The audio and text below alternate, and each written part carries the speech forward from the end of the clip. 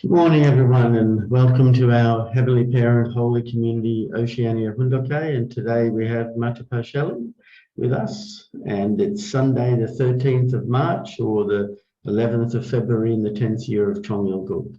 Let's begin by offering a bow to our Heavenly Parent and True Parents, Shariat, Kyumbe,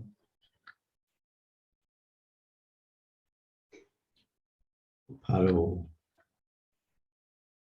And let's recite our family pledge, both in Korean and English. Thank you. 가족면세 3. 전일국 주인, 우리 가족은 참 사랑을 중심하고 4대 심정권과 3대 왕권과 환족권을 완성할 것을 맹세하나이다.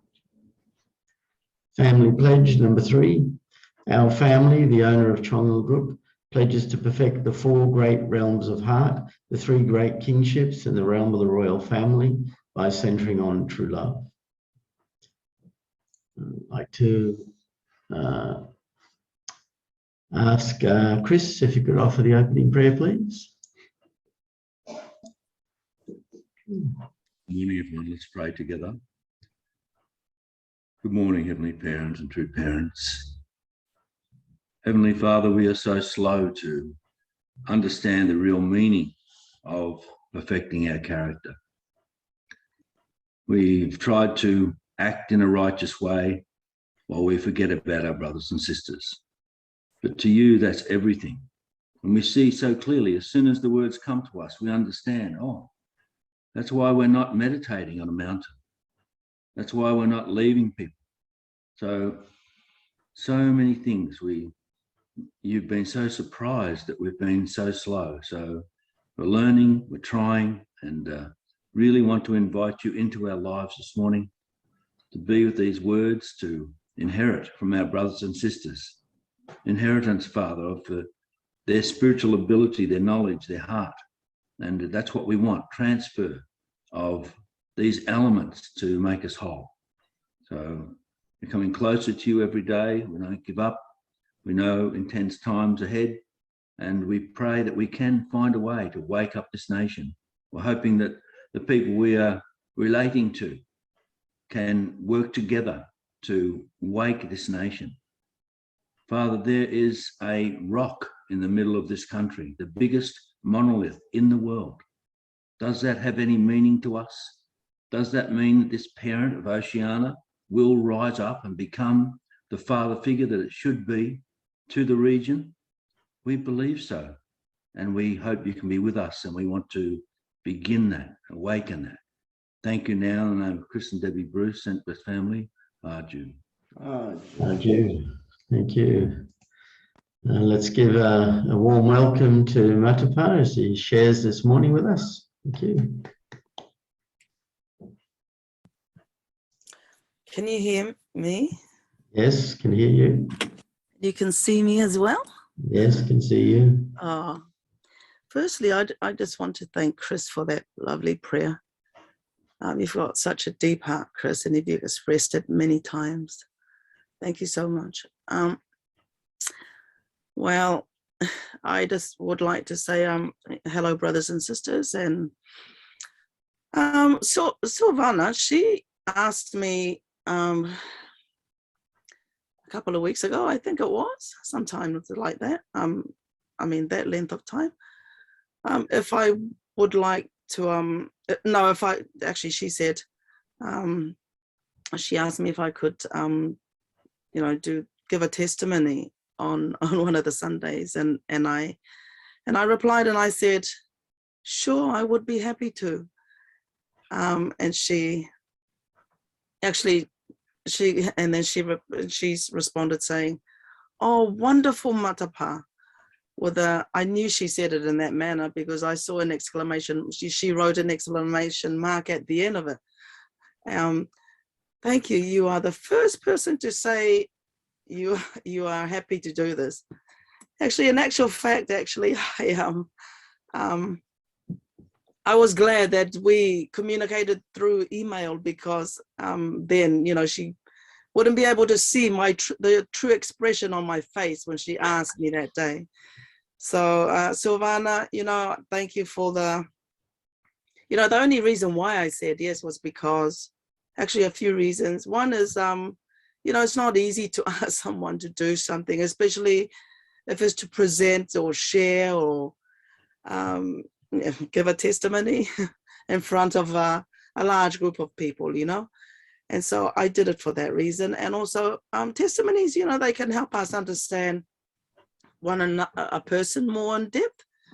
The case in point is, we go to church every Sunday, and a lot of that time is centered around the structure of the Sundays, service and that, and we get the moment, of course, to have lunch and share then. But and it's only, a lot of the time it's been those times that I really enjoyed Sundays, because I get to find out what other members are thinking, what they're doing in their lives on a personal level. So it's and so testimonies are no different, And another thing is, it's an opportunity to testify to God. So that's the reasons why I think is and that's one of the reasons why Silvana, I said yes. And if it came across as yes, I'm happy to, then okay, that's great. But there's a bit of apprehension there also. So here we go. This is my personal testimony, and I've even given it a title. The title is Matapa in a nutshell. In a nutshell is an expression. And it's it could be any kind of shell. I mean, I like pistachio nuts. It could be that shell, but I can relate more to a coconut shell. Speaking of coconuts, I was born in a place where coconuts thrive and are in abundance. I was born on March the 20th, which is just around the corner, in 1967, on a beautiful atoll of Puka Puka. And there it is. Look behind me. That's Puka Puka. Puka Puka lies approximately 1,300 kilometers north of Rarotonga, and 753 kilometers east of Samoa. So it's closer to Samoa than it is to Rarotonga, and 3,800 or so kilometers northeast of New Zealand. The Cook Islands, if you don't know much about the Cook Islands, they comprise of 15 islands in total, and the land area, for those maths nerds out there, it's about 240 square kilometers, 93 square miles wide. It's a self-governing state, but it's under New Zealand protectorate. This means that the two countries share a common history, and we also share the same head of state, the same currency, and we have a close economic, cultural and community links. So while the Cook Islands administer its own affairs, Cook Islanders are New Zealand citizens who are free to live and work in New Zealand. I'm making mention of this because although I was born in the Cook Islands, I actually grew up in New Zealand. I was born to a Polynesian mother of mostly Pukapukan and partly British descent, stemming back 3 generations from her. And that's another story itself. I never knew my biological father. He was a Cook Islander and worked for the Cook Islands Met Service, a meteorology service. But he was basically a weatherman. And and he never saw my birth. So the reason for that was, I think he might have been, I can only surmise that he might have been like doing his rounds around the island, the outer islands that is, and taking data, gauging, taking data of the weather patterns there maybe, and then going back and reporting it all, collating all that data. And so, and when the only time the outer islands back in those days had visitors was when the cargo boat or ship would make its rounds around the islands, picking up and dropping off cargo. One of the main source of income for the outer islands was copra at that time. Anyway, so he was there, and he would have spent probably 6 months because the boat came around every 6 months. So he would have spent that time. And anyway, I guess when my mother was carrying me, he had left by then. But the man that would later become my mother's husband shortly after I was born would be the father figure and dad that I came to have. 3 years after I was born, my brother was born. So he was the first child of the 9 children my parents had together after me. So I make the 10. So that was my life kind of, yeah, anyway, that's the birth, I guess. So, you know, people, I often think about why God have given us different personalities, you know, so people fit into, and we all fit into like different compartments. And so you'll discover throughout your life there's actually quite a few people that are quite similar to you. You discover what type of person you are through your life, my life experiences, your life experiences, especially relationships with people. So I discovered that I was actually strong-willed. I was a strong-willed kid when I was young, and meaning I won't back down from something I believe in. And I felt this, and it felt right to be with my father. I believe that because I loved him so much, I trusted him, and this was mutual. My father, not my biological, mind you, he was my world because of that. He was like my shelter. I mean, he was funny. Everything, you know, a little girl could have in a father, he had, and he was. And it was through him that I mean, you know, I left the Cook Islands, Puka Puka, when I was 6 years old. So in the first 6 years of my life, and those memories, they still imprinted in the annals of my mind, you know, my, what do you call it? My understanding in my mind. And I mean, this is typical for children anyway, when we're growing, and especially up to the ages of 3, up to whatever, even early part of our growth is the little kid, but with this 90% developed brain, you know, nearing maturity. The brain is that large, and so as a little child, you're soaking in through your experiences, contact with your surroundings, you're soaking in all this information, and the other thing is, it stays there with you for a very long time. And so these memories of my father are still with me. He was, geez, what can I say? He was, you know, when you're living in the tropics, you in a isolated island in the middle of the Pacific, what can you do? You become creative, right? And he was that person. You know, he was creative, innovative. He was the first person to make soap and sell them on the island. First person. He was also a master carver. He was so talented. You know, he was a handyman. And another thing, other aspects of him was that he was very generous and kind, and all the local men would come around, and young men would come around and borrow his things, and if they forgot to return them back, he would not go and ask for it back. He just would wait until they realized and then return them back. So those kind of things I loved him about. And so before my brother came along, I was like his world, and vice versa, you know, and I really felt like his princess, and that kind of, we had such a close relationship. I also discovered I was extremely empathetic as a child. From a young age, I could feel the joy and pain of others, and was sensitive to their needs. As a child, you know, you have many struggles. And as you grow and discover the world around you, my greatest struggle was empathy.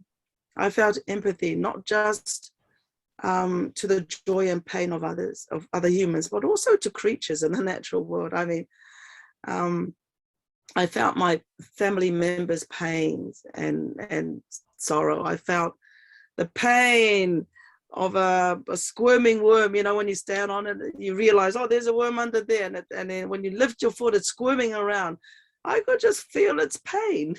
And even same with little things like ants, you know, insects like that. Oh, and when I'm watching a program on TV and you see animals being killed, I like feel their pain. So I was kind of like that.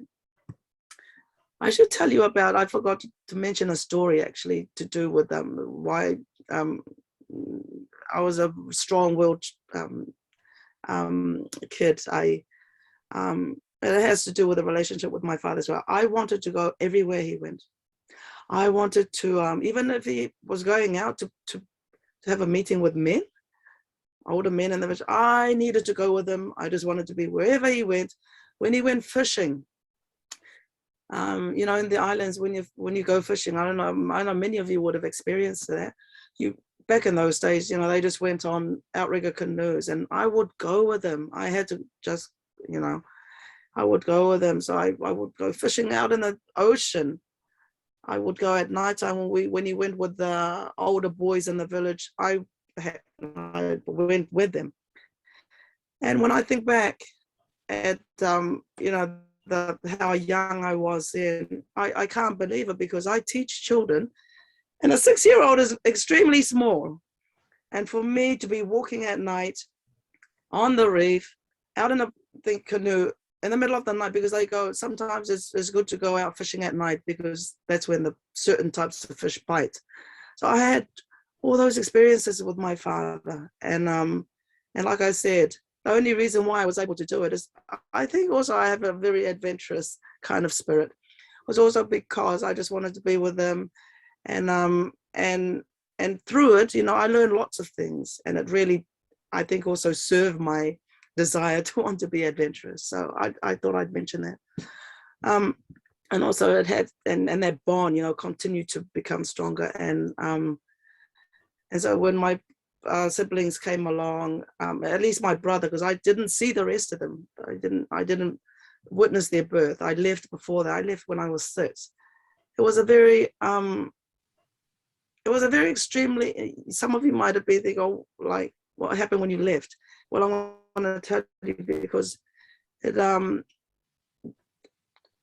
before I left my parents, I became, in the islands, in our culture, there's this custom of, or tradition of, offering your child to another, either to your parents as it's an offering, and or to a family that don't have children, a member of your family that don't have children, you might offer them to them. I was actually one of those children. I was offered as a, like I don't know, like an offering child. It's some common practice, and so I was offered to my my auntie, who's my mother's sister, because she couldn't have children. So now she is now my mother, and her husband is my father. So from my parents in the islands to this new parent I have when I came to New Zealand, it became my new family. Anyway, so the parting from my father, it was very mixed emotions, because before leaving, I you know, they just asked, we went out for a walk one evening, and they asked me if I wanted to go to New Zealand. 1, for education, 2, to be with my grandfather who was here. I didn't know also, like in the process, I would become a child of another family, or another couple who couldn't have children.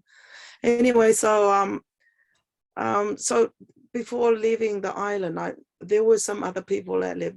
A cousin of mine had left, and so I watched how these people were leaving at different times, not the same time.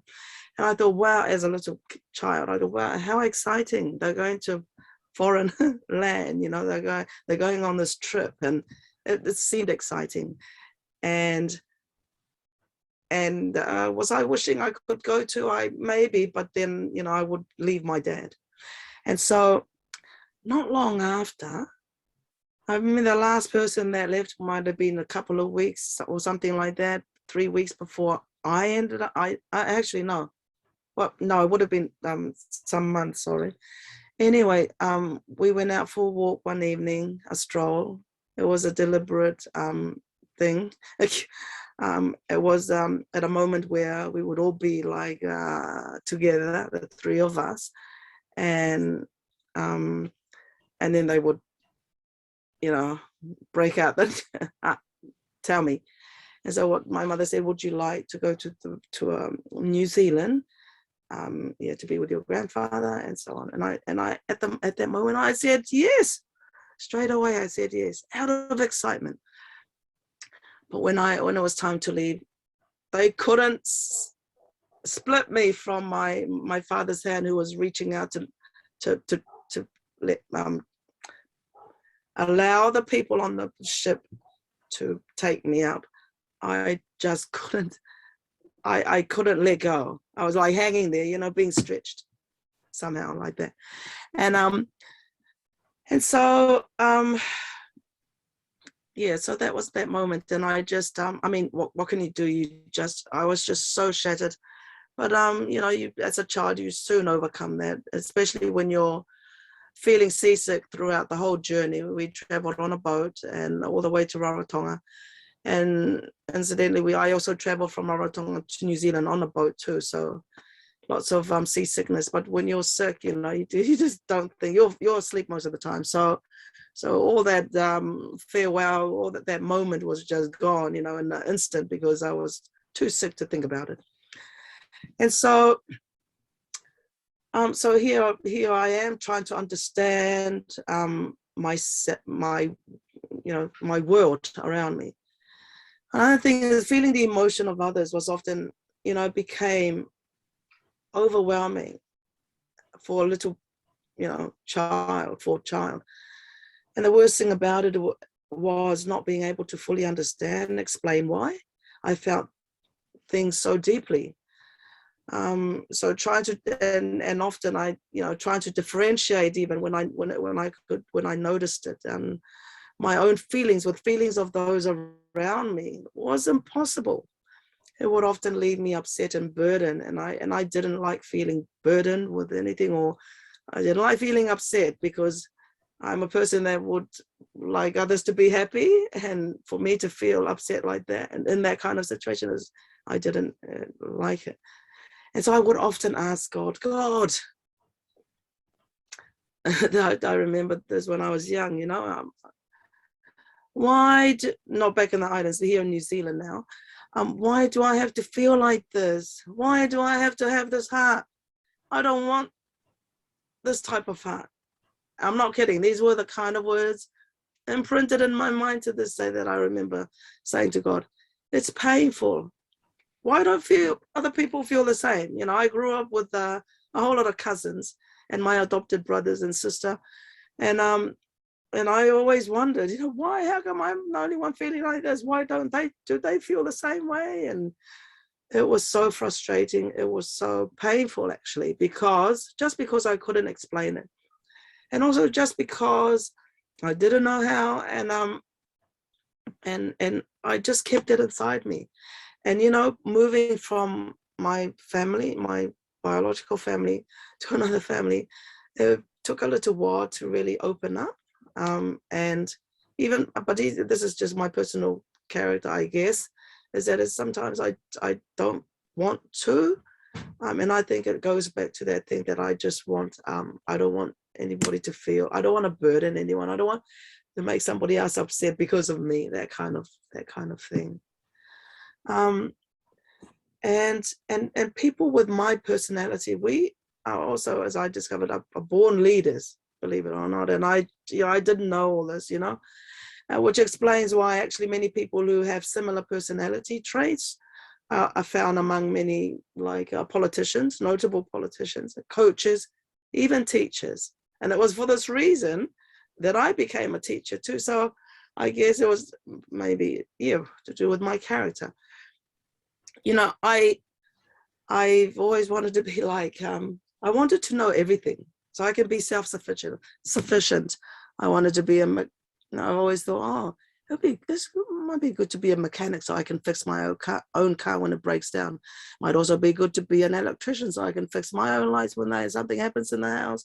So I don't have to call somebody in to do it because it will cost a lot. So I used to think like that a lot. And but I just ended up being a teacher, and not ended up being, I really felt I was drawn to it. When I was young, I used to play pretend play with my sister, and she would be the, of course, student, and I would be the teacher. And I did an absolutely terrible job at it because she would always cry after. I had so many demands. I expected her to understand and learn everything right there and then. And she would, without fail, whenever we had those sessions, pretending to be, in the classroom, she would always end up crying. I feel sorry for her now, thinking back. I was so harsh, terrible teacher. I'm not now. I'm a very good teacher.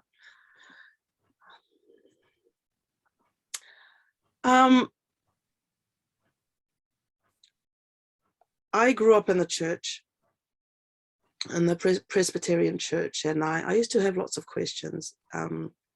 By the way, people with my traits are very inquisitive as well. Anyway, I had lots of questions. I wanted to understand things like, and I would often ask the minister, sorry, the poor guy. I would ask him, why, if the Jews killed Jesus, can they still be like chosen people, or there's chosen people that's spoken of in the Bible? Anyway, they would have to sit there and try and tell it in a simple way so I could understand. So just things like that, lots of things about the Bible, and just life sometimes. And there's another time I said, because people smoke. A lot of the men and women back in those days, like smokers, it's okay too. It's like an okay thing. And so after church, as soon as the church was over, a lot of people, the smokers, would come out and maybe look forward to it, and they would have their fix, And so one day I asked the minister, I asked the minister about that. How come? Why do they? Is it good for people to smoke and drink? And so he tried to explain to me his reasons and the answer. And I thought, oh, okay, yeah. So just things like that. I must have been annoying. Anyway, I to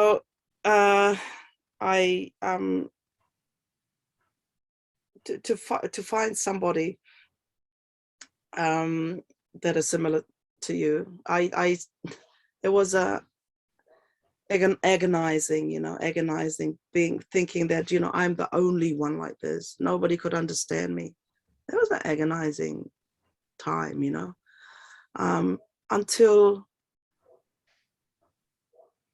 I met my biological family, my siblings and that, and got talking with them and our conversation. But even with my biological mother and father, although he never spoke much, he's such a big person with a big heart, but of very little words. So she, after talking to them at different times and sharing with them, I actually got to know I came to discover a lot about me just through talking with them telling me their experiences, and I'm there sitting there thinking, wow, somebody who's actually like me. Because for so long, it was just frustrating, and that's why by also giving a testimony, it you come to know about yourself and just and your personality. So a lot of the frustrations we experience in life, I believe, is because we don't know and understand ourselves, let alone our creator. Jeez. So thank goodness. So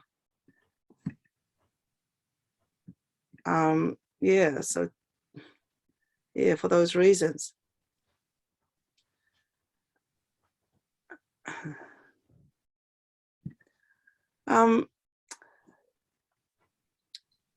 I came into when I was younger too, I had ideals, and people with my trait, they're very idealistic, you know, very insightful, idealistic. I had ideals about kind of how I envisioned marriage, you know, for myself. I wanted to, you know, to be married to one man, and bear children that would be born into an ideal environment, which is family environment, which is with their biological father and mother.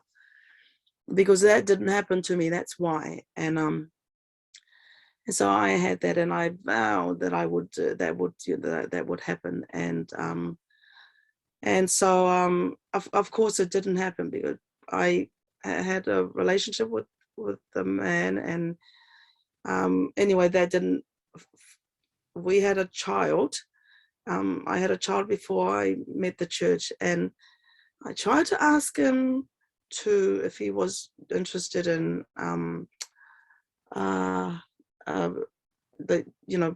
not joining, but interested in the divine principle. And because I was in England at the time, and she's my relative, she's my cousin, she took him, I think, maybe to our center here, and try to get him to learn the divine principle. And then that was at that time, sorry. And so I actually joined the church in England, and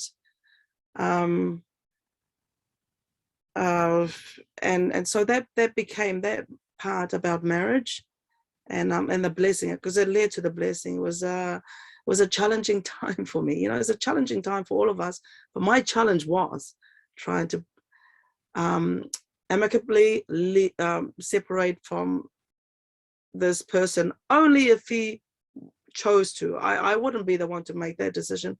I wanted to leave it to him, because we had this child, you see.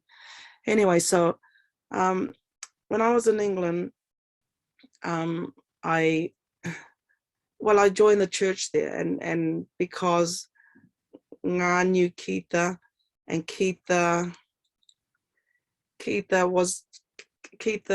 and Tony Browning were living in England at the time, she kind of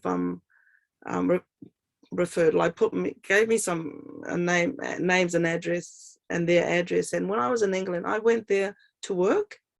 I applied for a teaching job here from New Zealand, and then I got the position, and then I went. And so while I was there, I think it might have been the first week, or settling in, second week, I decided to go and visit this couple and their family. And it was from there that she asked me if I was interested in coming to one of their gatherings, which would fall on the 1st of May. And so I went along, and it was there that I was, they were talking maybe behind the scenes, I didn't know, but they assigned me to somebody who became my spiritual father.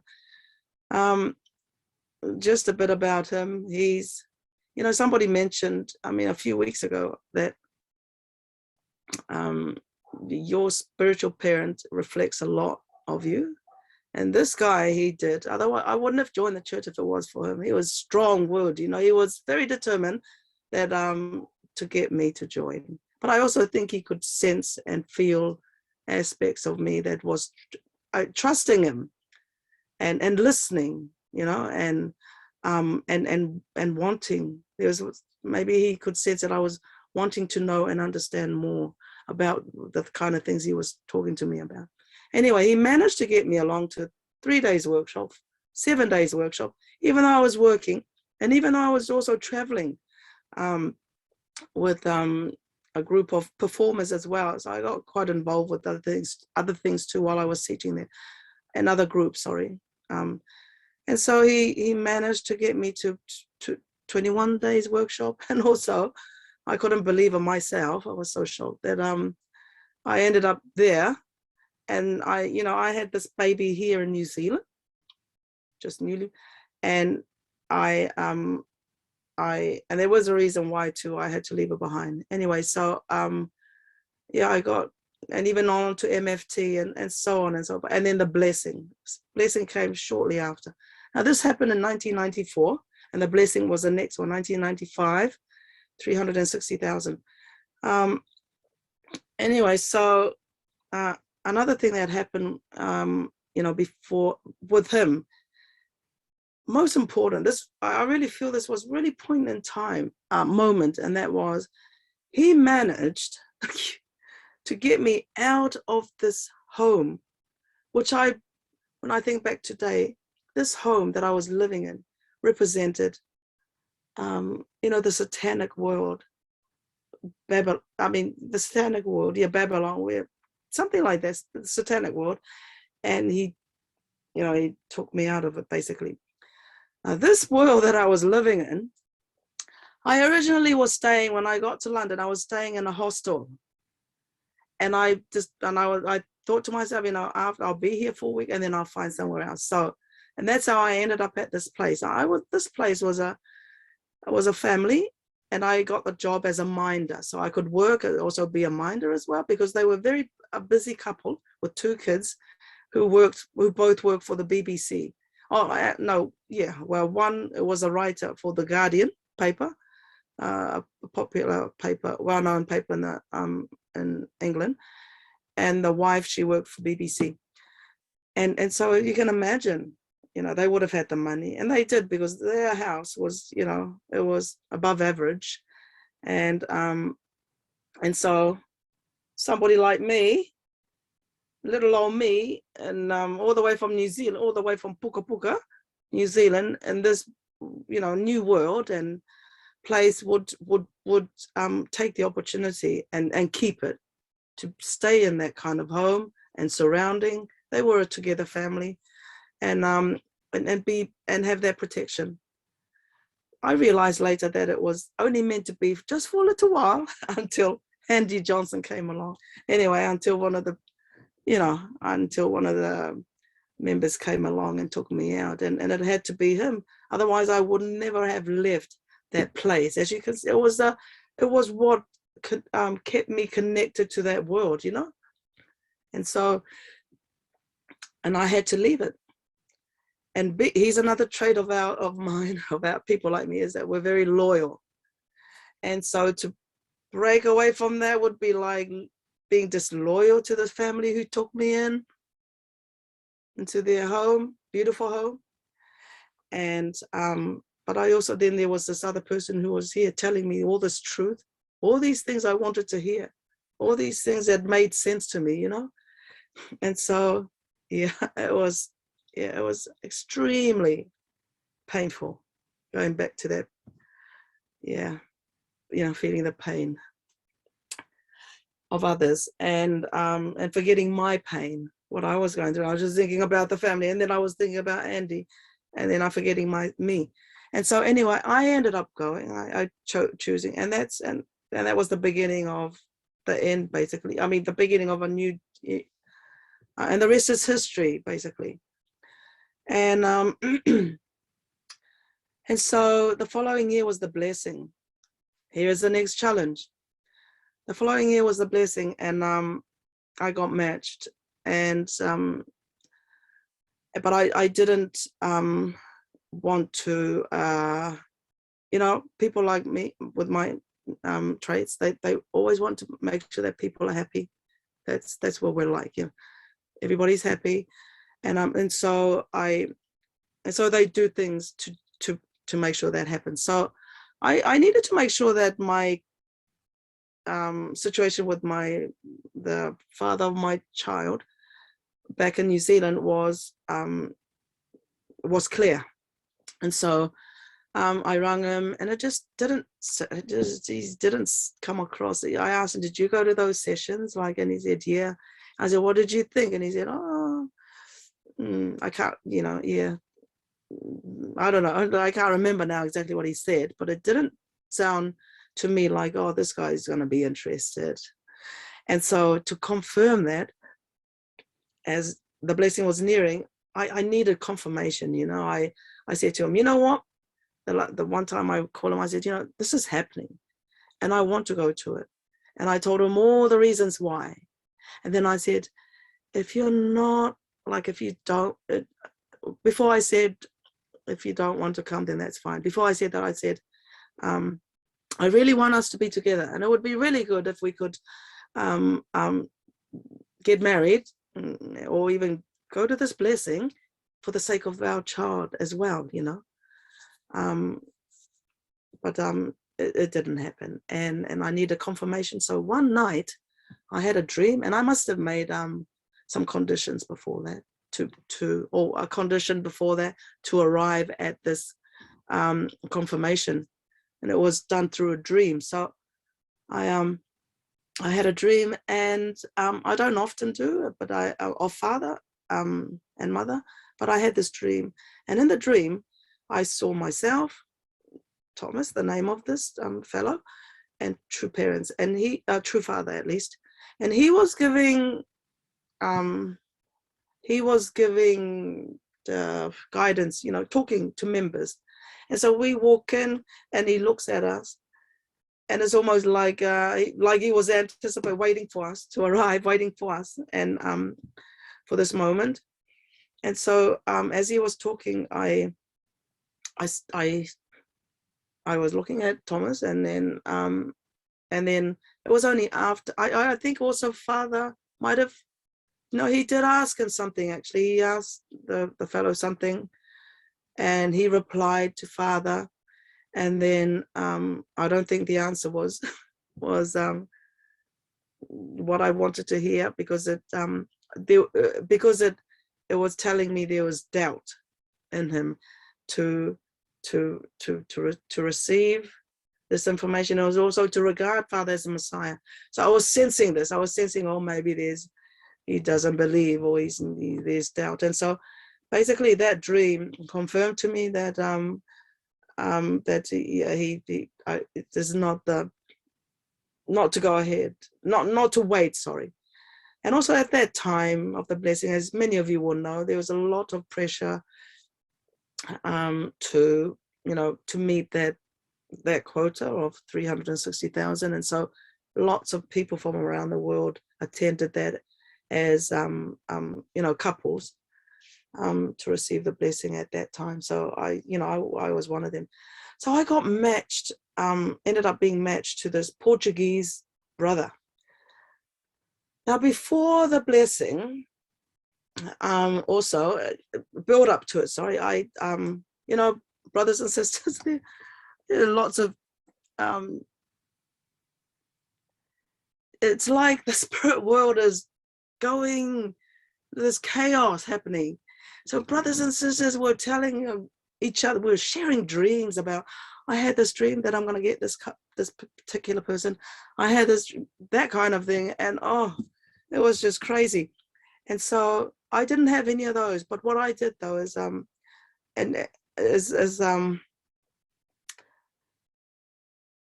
then before going to the match, they were getting their photographs as well of their spouses and how they look similar, all sorts of things. Anyway, so before receiving the matching, anyway, so I prayed, about the type of spouse I wanted. And my prayer was this: dear God, please just give me somebody who is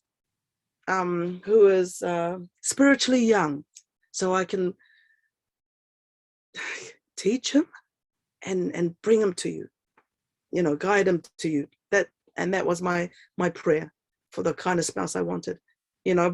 Being a teacher, having that teacher mentality, I wanted to teach this person about God and bring him to God, so I can bring him to God, like he was a lost child, that kind of idea.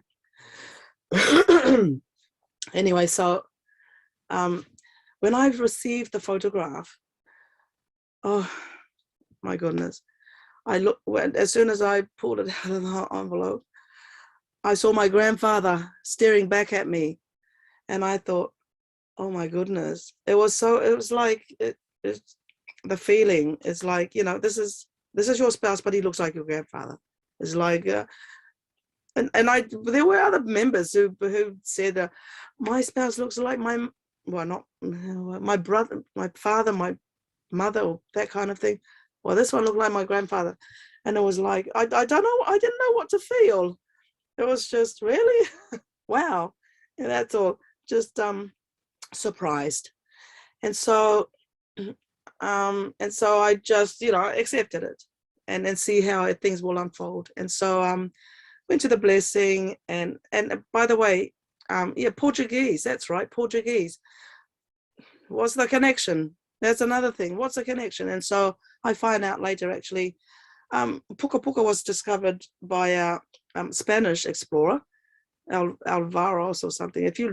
Anyway, yeah. I was going to tell you guys if you research it, that should be my job, researching it and telling you. I forgot. Anyway, he was Spanish, and they were Spanish from a Spanish, I don't know, maybe trading ships. And they were, what they did, they came around, ships used to come around Puka Puka because it was like the furthest island, the furthest western island in the Cook Islands. So it was closer to Samoa. So boats would come from the west around Samoa, up around the Cook Islands, and we were the closest along the route. And then they would go over to the eastern Pacific, Polynesia, sorry. Anyway, we had some people from the island taken as laborers, to work in Peru. Yeah, so I wondered if that was the connection. And it may have been, I don't know. But this guy looked like my grandfather, so it could have been more than that. Anyway, and so I went to the blessing, and what happened was, and while we were at the blessing, I think was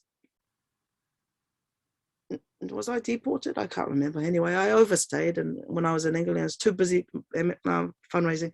Anyway, I thought I'd come back. I come to New Zealand, tell my family, and then I had left a lot of my stuff still in England, and I also felt that somehow my mission had not been completed. I really felt the strong pull to go back. And another reason I had for going back is, like I said, I had lots of my books and personal stuff still there, so I needed to go and get them. Well, I didn't need to, but I wanted to. Maybe it was an excuse. And anyway, so I ended up going back there. But while I was in New Zealand visiting my baby, who was now a toddler, and family, I was called by the headquarters in, oh my goodness, we're running out of time. Okay, I'll be quick. I was called by the headquarters in Portugal, telling me that there's a situation with my spouse. They didn't tell me all the details and waited till I got there, because I did tell them that I was going back to England, and for that reason I will come through there and visit. And so I went there, and I found out that he was a schizophrenic, so he had this kind of personality, situation, a spiritual, so he had that. Anyway, I went to England, and while I was in England, I found out that actually he left the church. So that's what happened. It just became worse, and then he left the church. I felt from him because I was so lucky to have met him while I was in Portugal. Such a lovely person, beautiful. Yeah, it reminded me actually more of my father, that kind of nature. My not my biological, but my father and Puka Puka. Anyway, so that's what happened with that. So that blessing was terminated because of that. He ended up going home. By the way, he was spiritually young as well, and that was probably one of the other reasons why he couldn't cope with it. They lived at the center, couldn't cope, and he ended up going home, and that kind of a hospital for treatment, and then home, and that kind of thing. So, well, at least I got my, what I asked for, a spiritually young person. That happened. And so back to England, back through the mission work. And come 97, we were full on our MFT, and I was leading a team, and one day I was witnessing, we were witnessing at that time at one particular point, once again, in preparation for the blessing, which was the following year, 98. And so, so we were not just fundraising, but we were also witnessing as well. And so one day, I thought, I did something different. I changed my strategy, one day when we were witnessing. And so I thought that morning when we came together as a group, praying, preparing spiritually to go out, I said this kind of, I said some kind of prayer. And and in the prayer, I said, Heavenly Father, when I go out today, I'm going to make sure the first person that crosses my path, because when you go out witnessing, right, sometimes it takes ages, just like fundraising. You gotta like go out there and you spend just about, I don't know, half of the morning trying to psych yourself up, even just to approach a person. So I determined. I said, I'm going to, the first person, Heavenly Father, I promise, the first person that walks past me, I'm going to stop them, and I'm going to tell them, all this, tell them, and I'm going to bring them upstairs. That was my determination goal, my goal for that morning. And so after our prayer, I go downstairs, stepped out onto the footpath, waited there maybe for a minute or two. I wasn't trying to psych myself up. I already knew that was already done upstairs. I was just waiting for the person. So I'm standing there. Next thing you know, this person walks past, and I walked up to him and I said, "Excuse me, sir, do you blah, blah, blah." Took his attention straight to the little piece of paper with all the questions. And then I go, and he goes, yeah, looks at me like, what are you doing? This is too early in the morning for this. And then I go, do you like any of these or interested in any? He goes, yeah. And he looks through it just as well. He took the time to actually look through the list. And so it could give me enough time to know what to do next. So he goes, okay, I like that one. So what he pointed to was, when I looked at it, he said he's interested in knowing about God. The next one was family, and I can't remember what the other one was. So there were three things. And anyway, and I of course, in my charm, and which is another characteristic of us, people like me, I'm charming. And so no, just kidding. And so I said to him, Robert, I didn't know his name. I said, would you like to come upstairs? You can hear more about it then over a cup of tea. And he goes, oh, I don't drink tea, I drink coffee. Okay, over a cup of coffee and some cookies. And so he said, oh, okay. And so we went up, and the rest is history. He became my, spiritual son and my husband.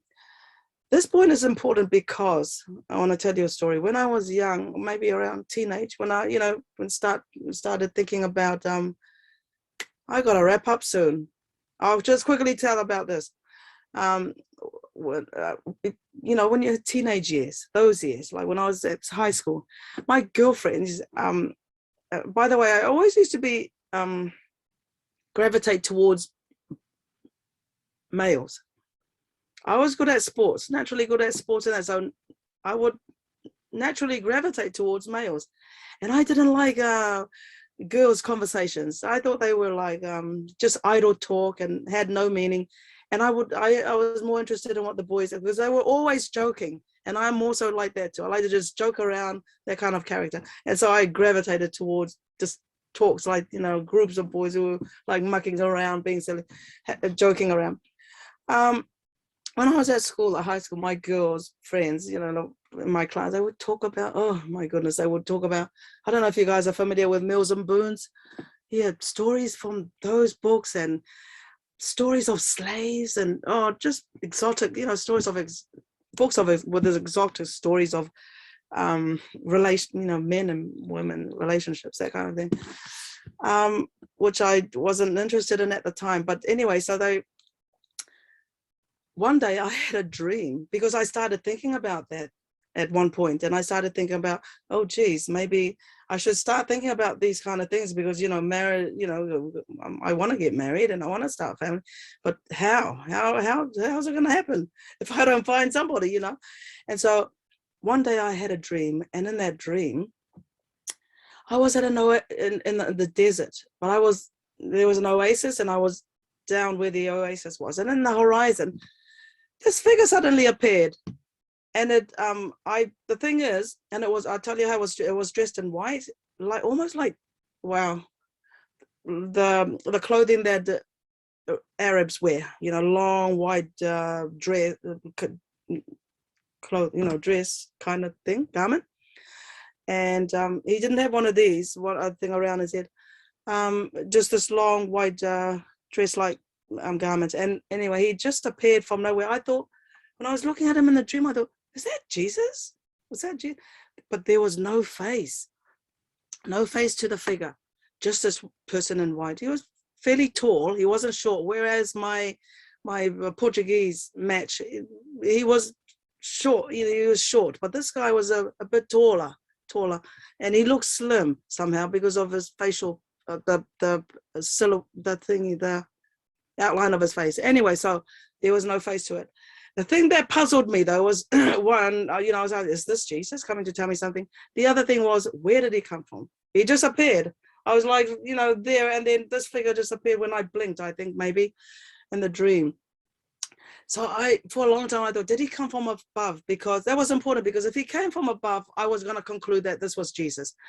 But I wasn't sure whether he might have come from the side. So when I met Rob, my husband, when I was witnessing that day, he came from the side, from the right side. So I only had two directions, either from above or from my right. Robert came from my right. And and I thought, geez, thinking back now, I thought, okay, maybe this was my husband to be later. And also this person would have had brown skin. And he's in the desert somewhere. It was an exotic place. And he comes from Jamaica. His father's Jamaican, and he's British. That's the other. And I also happen to have British connections or ancestors. And I sometimes wonder actually whether it's connected to his British ancestors too. So, I mean, that's how I met my husband. That's how I joined the church. And so I'm going to quickly, in the last few minutes, I want to show you this. So so anyway, before that, I just want to say this. So by giving a testimony, we get to find out about ourselves as well. I said those reasons at the beginning. You get to know somebody better, somebody that you thought you knew, but actually when they give their testimony, you come to learn them more. And then another thing is, we testify to God. And my testimony really of my life is a testimony to him, and I will continue. And I did tell him that. I even wrote about it in songs, which I've sang, when I was in my thingy, my Christian church, and also when the opportunity arose. And also it's also by giving a testimony, you come to learn, because you have to do the research yourself about yourself. So thank goodness for the divine principle, because it explains clearly, we don't know our lives, but thank goodness for the divine principle. We don't know who we are, but thank goodness for our divine principle. It explains clearly this point, especially in the principle of creation. So to end off, brothers and sisters, thank you for this opportunity. I want, Silvana, thank you so much. I want to show you just a few, share with you some pictures of these are recent, of my family, my Blessed Central family, all right? This is the Cook Islands. That's Puka Puka right there. You see Samoa's just here to the left, right here. Rarotonga's here. It's so far away, isn't it? And so that's that. Here's our kids.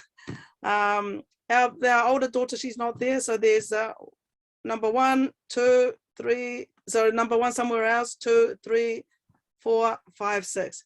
This one had her 21st. Oh, here, I'll show you. Yeah, here's another one. That's them, 5 of them at the beach. Here they are. There's Cecilia, the oldest. There's Jackie. That's her 21st birthday last year. 21st birthday is a big thing here in New Zealand. And there's the next one here. She had her 21st birthday yesterday. And that's why my voice is like this. I'll show you a picture of her in a minute. And so there's Cecilia, Jackie, Temura. There's another one missing. I'll show you a picture of her right now. This is the youngest, Tiare, who was named by Dr. Yong. Her name means national flower, Gukwa. You know what? It's funny because we named her, her name is Tiare, that means flower in Cook Island. But we gave that name before Dr. Yong gave us Gukwa, which is national flower. It's so amazing how things pan out. And there's good old me. This is the other girl that was missing. I thought I'd show you this because she wasn't in the photograph, because she was getting changed. But here's her grandma giving her money. This is my mum, my mother's sister, who I was adopted to. That's her giving her money. When we perform in the Cook Islands, people come and give us money. And there's my grandpa, my father, who I was adopted to. And this is yesterday's photograph of her 21st birthday. And that's the end. Thank you so much. Thank you so much, Matapa. Thank you. Thank you, everyone. There's so much we can learn from each other, and it's true, having a testimony really reveals so much. Unfortunately, we've gone way over time. And sorry. No, because it's already 7, and we have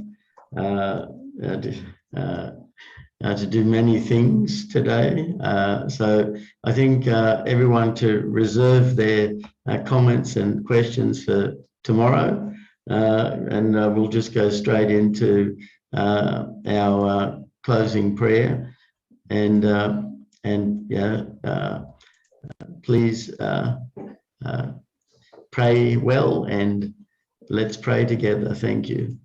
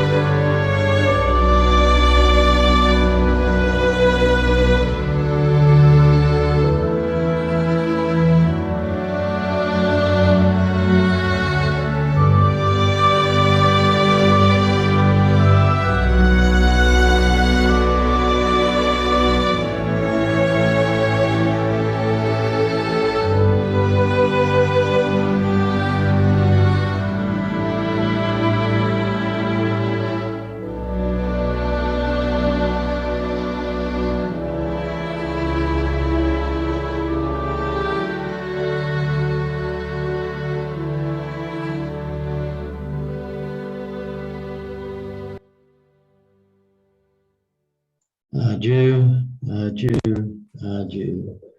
Thank you, everyone, and thank you so much, Matapa, and for your wonderful testimony. And thank you. Have a great day, everyone, and see everyone later.